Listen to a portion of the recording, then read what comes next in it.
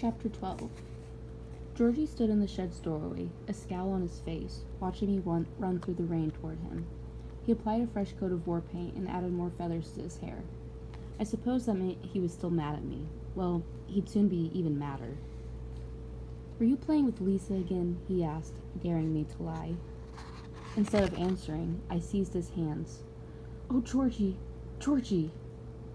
"What's wrong?" he asked, suddenly fearful. "She's loose. Miss Lillian, I saw her. She's just the same. Mean, angry. She said—" Georgie cut in before I could finish. "How did she get out?" His voice shook and he gripped my hand tightly. "It was Lisa," I said, too ashamed to meet my brother's eyes. She took a key. She opened the back door and I went in with her. I knew I shouldn't, but I was scared to let her go by herself. She went all over the house. She even played the piano. And then she wanted to see where Miss Lillian died, so she... You let her open the parlor door?" Georgie stared at me, white-faced with disbelief and fear. "I tried to drag her away, but she... Georgie, I couldn't stop her. She was too strong. She says Miss Willis made her do it." "Oh, Otter. My kitty cat. Silly goose."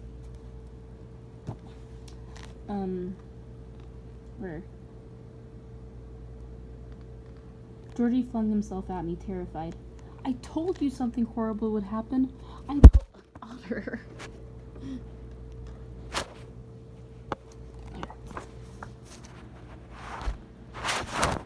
We will focus on this cat.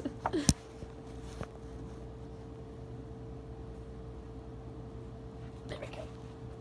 So sorry. I told you something horrible would happen. I told you, and I told you, and I told you. It's all my fault," I admitted. "I broke the rules. I'm sorry, Georgie. I'm so sorry." We clung to each other, shivering and shaking, imagining every sound in the woods was Miss Lillian hunting for us. But all we heard were ordinary noises: wind in the trees, rain pattering on the shed's roof, a fox barking. At last Georgie drew back and looked up at me. His war paint was smeared, and his feathers were crooked. "Where is she now, Diana?" "Miss Lillian? In her bedroom. She didn't need that chair to go upstairs, Georgie. She ran up there, all by herself."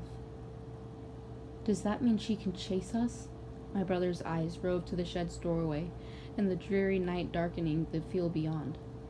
A damp breeze carrying the smell of rain and fall's decay made him shudder. "Can she come here and... "Maybe she can't leave the house," I whispered. "She must have rules, the same as us." I squeezed his hand, but I didn't tell him what I was thinking. I'd broken the rules. Miss Lillian could break them too. Silently, I crawled under the blankets beside Georgie. This close, my brother smelled like a little animal, a rabbit perhaps, that lived under bushes in fear of hawks. "Suppose Miss Lillian can go outside like you and me," Georgie whispered. "What if she comes to the shed while we're asleep? What if she—" "I won't let her hurt you." I held him so close the feathers in his hair tickled my nose. "I'm your big sister. I'll take care of you." Georgie relaxed, more trusting than I expected, considering I hadn't been the best caretaker lately. Nero crept under the covers and curled up between us, soft and warm. His purr comforted us. Just when I thought he'd fallen asleep, Georgie rose up slightly and looked into my eyes. "Tell me the story, Diana. All the way to the end." "But it always scares you." "Not this time, I promise. I need to remember everything, so she can't catch me again." While Georgie lay still and quiet beside me, I told him the familiar story of our days at Oak Hill Manor with Mother and Daddy. This time, when I came to the part where Miss Lillian turned against Georgie and me, he tensed, but he didn't make me stop. "One day," I whispered, "you cut your leg climbing over a rusty barbed wire fence. You were bleeding, so I took you to the house to find Mother. She wasn't there, but Miss Lillian caught us in the kitchen and began to rant and rave in her crazy way. We tried to run outside, but she got between us and the kitchen door, so we ran down the cellar stairs to hide." Georgie nudged me. Why didn't we run out the front door? We were going to hide in our secret place, remember? I stroked his back, soothing him as if he were Nero. We found the little room one afternoon when we were exploring the cellar, way back when we'd first come to Oak Hill Manor. The door was hidden in a dark corner, behind piles of boxes and old furniture. The room itself had no windows, and its walls were thick. Georgie and I had fixed it up like a clubhouse, with candles and books and a few board games, along with blankets and pillows borrowed from the attic. It was a great place to play without fear of being caught by Miss Willis. But Miss Lillian came down the steps behind us. Georgie went on for me. She was waving a broom and screaming at us. We ran into the room and slammed the door. It was a stupid thing to do. We thought we were safe, I said, but she bolted the door and locked us in. In my head, I heard Miss Willis again, just as I heard her in my worst nightmares. Stay there. Think about how you've treated me. I'll come back when you're ready to apologize. And then she left, Georgie whispered. And she never came back. No, she never came back. My heart beat faster. I wished Georgie would say stop, but he lay beside me, still and tense, a rabbit poised for flight. So I went on to the worst part. We cried and shouted for Mother and Daddy. We pounded on the door till our fists ached, but no one heard us. No one came. No one let us out. Georgie shivered and curled into my arms. I could feel his heart beating as fast as mine. We lit candles, I told him. We ate the crackers we'd left there. But after a while, the candles burnt down and went out. It was so dark and cold. We told each other stories. We sang songs. I paused, unable to go on. What happened next? Georgie whispered. Do you remember? I think we fell asleep. At least that's how it seems. A deep sleep. And then we woke up, Georgie said, sounding cheerful again. And we were outside and the sun was shining. Yes. After the darkness of the cellar, the light had hurt our eyes, almost blinded us. We stood in a field overgrown with thistles and pokeweed, wild daisies and Queen Anne's, swarming with bees and butterflies. At first I thought we must be in heaven, but when I looked around I realized we were still on the farm. The familiar woods lay ahead, their leaves swaying in a summer breeze. The sky was blue, almost cloudless, and a mockingbird sang from a fence. Grasshoppers jumped around our feet, bees buzzed, a crow cawed in the woods, a tractor rumbled in the distance. The air smelled of honeysuckle and damp grass. Behind us was Miss Lillian's house, barely visible through a screen of trees in full leaf. Everything had been just as it should be, yet it felt strange. I felt strange. Not thirsty, not hungry, not weak from our days in the dark cellar. It was as if I'd become very light. A gust of wind might send me spinning higher and higher until the earth was a tiny ball lost among stars. In the dark shed, I squeezed Georgie's hand, glad to feel its warmth. He propped himself up on his elbows, more himself now that the worst part of the story was over, and peered into my eyes. How did we get into that field, Diana?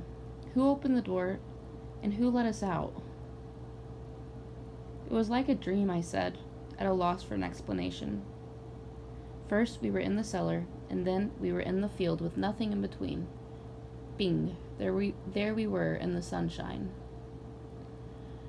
We wanted Mother and Daddy, Georgie said, sad now. We wanted to go home. But we couldn't, I said. It was against the rules. The rules, Georgie muttered. Always the rules. Where did they come from, Diana? Who gave them to us? Do you remember? It wasn't Mother or Daddy, I said. They gave us plenty of rules before the bad thing happened, Georgie yawned. Like not going into Miss Lillian's house, and not touching the piano, and not talking with our mouths full, and not interrupting, and not. Georgie's voice trailed off into a mumble, and he fell asleep, but I lay beside him, thinking. trying to remember. No one had told us the rules, I was sure of that. No one had written them down and handed them to us. They were just there, in our heads. Rule 1. Do not let anyone see you. Rule 2. Do not leave Oak Hill Manor. As long as we obeyed those 2 rules, we could do anything we liked. Play all day, stay up as late as we wanted, roam the woods and fields, tease and play tricks on the living.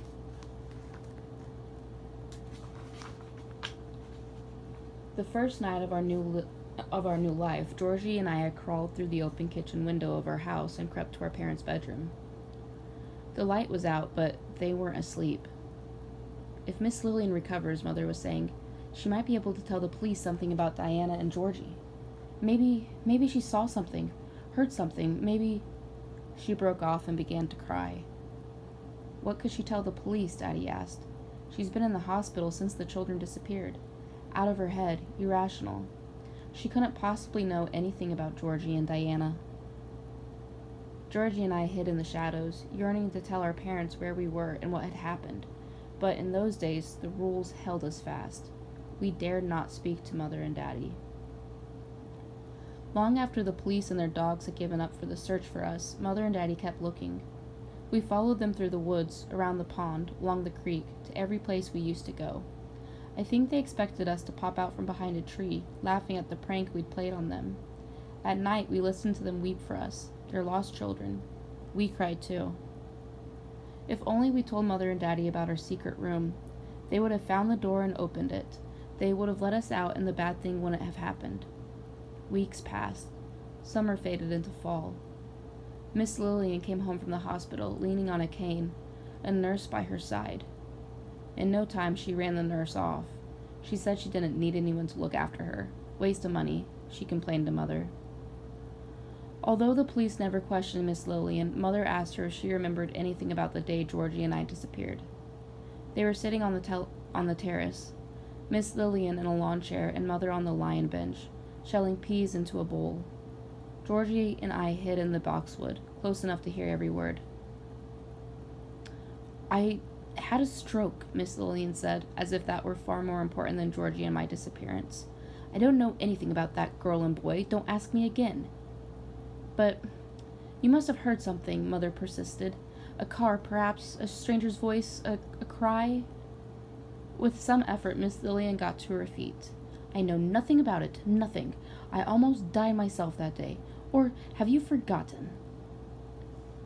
Leaving Mother on the lion bench, Miss Lillian hobbled into the kitchen, thumping her cane with every step. Mother sat and wept quietly. Although we were near enough to reach out and touch her, we could do nothing but watch.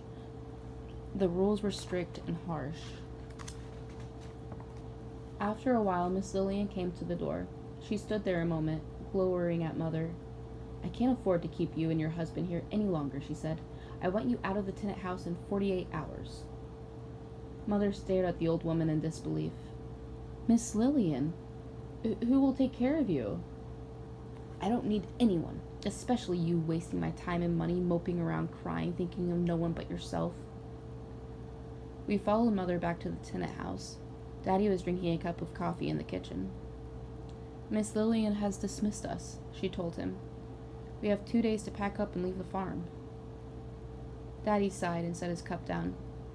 It's for the best, Alice. We can't stay here. It's too hard.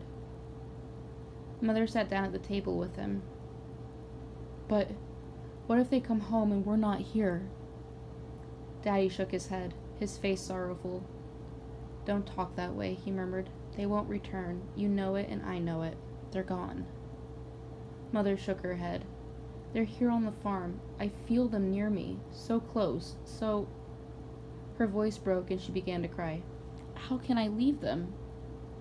Daddy reached for her hands and held them tightly. They'll always be with us, as long as we live, wherever we go. And so, 2 days later, Georgie and I hid in the woods and watched Mother and Daddy load their belongings and ours into a rental truck. Mother looked tired and sad. Daddy had no smiles, no jokes. He moved slowly, struggling with the weight of mattresses and furniture. After Daddy loaded the last box, they got into the truck and drove down the lane. Georgie and I followed them through the woods, silently begging them to turn back, to stay near us as we stayed near them. The truck stopped at the gate, and Mother stepped out to open it.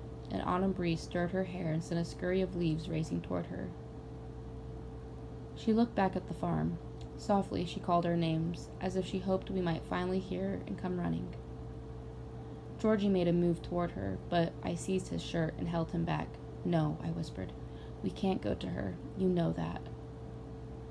He struggled for a moment and then went limp in my arms, his body shaking with sobs, his face against my chest. The rules kept us where we were, as much a part of the farm now as the trees, more firmly rooted to its earth than the deer and foxes. Silently, we watched Daddy drive the truck through the gate.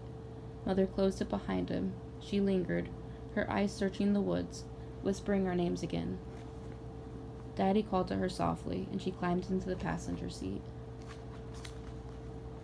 The door closed almost noiselessly, and Daddy turned off the engine. They sat together for a long time talking. "Maybe they'll change their minds," Georgie whispered. "Maybe they'll stay." I shook my head. Miss Lillian had fired them. The old stone tenant house was no longer their home. Finally, Daddy started the truck and turned east on the state road, just 2 lanes in those days. Georgie and I climbed onto the gate, and watched until the truck vanished from sight and the road was empty. For weeks afterward, Georgie went to the fence and watched for the truck to come back. I didn't go with him. I knew it would never return. Finally, Georgie got mad and stopped going to the gate. He said Mother and Daddy had forgotten about us, but he was wrong. No one forgets the people they love. I just wished I knew where they had gone and what had become of them. Not long after our parents left, Miss Lillian hired a caretaker, a lazy old man named Jim Watts. He spent most of his time drinking whiskey and never fixed anything. He did Miss Lillian's grocery shopping, and that was all. He lasted maybe a year, then he quit, and Miss Lillian hired Earl Powers. He stole money, jewelry, anything he thought might be valuable. Miss Lillian fired him. After that, Georgie and I couldn't keep up with the hired men. They came and went, each one as lazy as the one before. None of them bothered with repairs. Paint peeled, ceiling sagged, the roof leaked. Years passed. Georgie and I lost count of them. We stayed the ages we'd been when the bad thing happened. But Miss Lillian got older and crazier. We helped the process when we could. We flitted through rooms just out of sight, knocking pictures off walls, throwing things, slamming doors, turning lights on and off.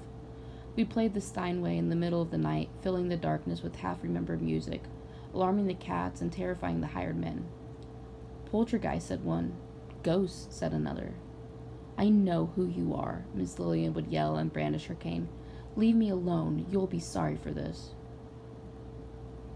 Georgie and I laughed. The old woman couldn't scare us now. We hated her and she hated us. Then things changed again.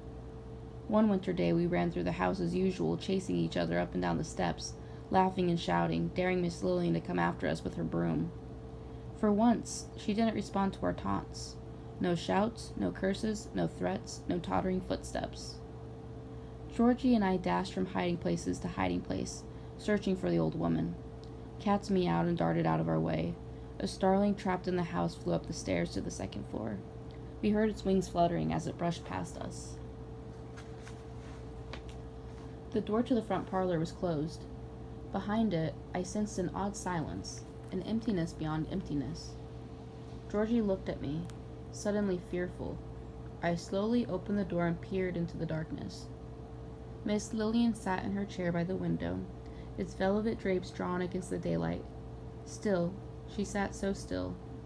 Too still. "Is she asleep?" Georgie whispered. "No," I said. "She's dead." Georgie and I backed away. With shaking hands, I shut the door as soundly as possible. We ran out of the house, leaving her to be found by the hired man. As we raced home to the shed, new rules established themselves in our heads, just as the old ones had. Rule 3, stay away from the house. And Rule 4, do not disturb Miss Lillian's slumber. A week or so later, a hearse came for Miss Lillian. It was a cold, rainy day, as dreary as you can imagine. The lane was muddy, the weeds were dry and brown, the trees bare. A flock of crows watched from the oak tree. perch on their branches like mourners in a church. As the undertakers prepared to leave, one said to the other, "Well, that's that. Almost 100 years old and not a soul to mourn her." His companion nodded. "It's a sad thing to die alone." With that, they slammed the hearse door and drove away, taking Miss Lillian's body with them. But not her spirit. Miss Lillian remained in the parlor, just as Georgie and I remained on the farm. Now, thanks to me, the old woman was free, and I was afraid as I'd never been before. And now, the diary. It's the diary of Lisa Morrison. Dear Dee Dee, I haven't written to you for a couple of days, but that's because Dad enrolled me in a gymnastic class, and I've been busy. I met a girl named Chelsea who told me about something scary that happened at Oak Hill 50 or 60 years ago. 2 children disappeared from the farm, a boy and a girl. The police searched everywhere, but they were never found. To this day, no one knows what happened to them. Chelsea says their ghosts are still there, along with Miss Willis's ghost. Sometimes teenagers come to the farm late at night. She knows several, including her own brother, who says they've seen Miss Willis looking out the parlor window. Others claim they've seen the children, just glimpses of them, wild and raggedy, flitting through the woods or standing by the gate late at night. Chelsea thinks they're evil, wicked, dangerous, just like Miss Willis. She says she'd never sleep if she lived on the farm. It's way too scary. Everyone thinks so. Even her brother, who's not afraid of anything. I didn't tell her I'd been inside the house, and I didn't tell her I'd seen Miss Willis. I had a funny feeling Diana didn't want me blabbing about the ghost. It's kind of a secret, even though I never promised not to tell. Even Dad doesn't know about Miss Willis. So I just said in this really casual way, "Oh, I've never seen a thing. Your brother must be making that up to scare you." Of course, deep inside, I was so scared I couldn't even look Chelsea in the eye. Sometimes I try hard to believe Dad's right about me imagining stuff, and that all Miss Willis was a figment of my imagination. But if Chelsea's brother and his friends have seen Miss Willis, well, then she must be real. And I never knew about the 2 kids going missing. Maybe that's why the policeman said I shouldn't be wandering in the woods by myself. As for the ghosts of the kids, I guess Chelsea's brother saw Diana and Georgie running around in the woods the way they always do. I better tell them to be more careful, or they'll be caught and then they'll be in real trouble. Oh, Dee Dee, I just had the strangest thought. I've got goosebumps all over. What if Diana and Georgie are the ghosts? That couldn't be, could it? I've touched Diana plenty of times, and she's just as solid and real as I am. So's Georgie. Of course, Miss Willis looked pretty real, but I bet if I touched her, she wouldn't have been solid. Brr, not that I ever want to see her or touch her. I haven't seen Diana since the day we went inside the old Willis's place. I think she's probably mad at me for dragging her in there. I can't really blame her. It was so stupid. It must have been crazy that day. I must have been crazy that day. I haven't seen Miss Willis either, thank goodness. I'm hoping she's gone back to being dead, resting in peace or whatever, but sometimes I swear I hear someone playing a piano. It's always the same thing, the Moonlight Sonata, over and over again. I tell myself it can't be Miss Willis, but who else could it be? Dad's never heard it, so naturally he thinks it's my imagination, or maybe a car radio as it goes past the farm, which is ridiculous beyond belief. The road's too far away to hear car radios no matter how loud they are, and why would it always be the same music? I swear, Dee Dee, sometimes I worry I'm losing my mind. I wish I'd never gone inside that house. Nothing's been the same since. I miss Diana. She might be a little strange, but she's much more interesting than Chelsea, who's not very smart and never reads a book unless her teacher makes her. She can do better cartwheels than I can, though, and she loves to show off her backbends. She wants to be a cheerleader. Not me. I am going to be an Olympic champion. If I can just get better at backbends and cartwheels. I really need to talk to Diana. She ought to know people have seen her and Georgie on the farm. I think I'll go to those houses across the highway and look for her. Maybe if I apologize again, we can make up and be friends like before. I can teach her how to do cartwheels and backbends, and we could practice together, and soon. I'd be better than Chelsea. Love, Lisa. Later that very same day, in her diary, she's writing this. Guess what, Dee Dee? I went to those houses like I said I would. It was a long walk, but it was a sunny day and not too cold. It's a nice neighborhood, lots of trees and pretty little pond with the path that goes around it. I saw ducks and geese, mothers with strollers, people walking their dogs, joggers, some boys riding bikes. I wish Dad and I lived there. I noticed a house for sale, which I plan to tell him about. but I didn't see Diana or Georgie. After a while, I went up to a group of kids sitting on a little dock. They looked friendly, so I asked them if they knew a girl named Diana or a little brother named Georgie. They said no, they'd never heard of them. I talked to them a long time, but they were absolutely positive Diana and Georgie didn't live in their neighborhood. They said they knew everybody with kids. No one was homeschooled. Everybody went to public schools, except one boy named John who went to St. Mary of the Mills. What do you make of that, Dee Dee? It's very odd, isn't it? Now I have more questions than ever for Diana, the mystery girl. Or is she just a compulsive liar? I read a book once about a girl like that. She made up stories all the time to impress people. Take Miss Willis, for instance. Diana must be lying about her. Like I said, how can somebody hate you if they died while you were still a baby? Nothing about that girl makes sense. Love, Lisa. End of chapter 12.